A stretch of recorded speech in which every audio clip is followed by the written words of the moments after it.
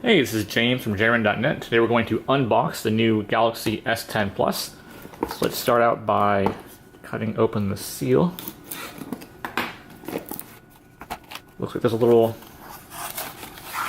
box of stuff here first. We have the SIM card ejector tool.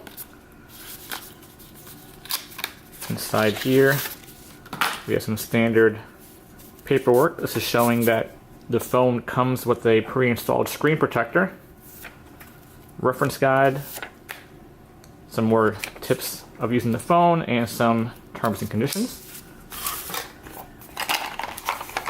Here we have the phone itself.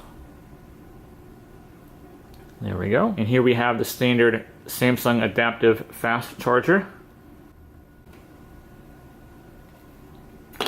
And we have a USB-A to USB-C adapter. We have a USB-C to USB-A cable and an AKG headset. And that's all we have in the box. And there we go. Thanks for watching the unboxing of the Galaxy S10 Plus.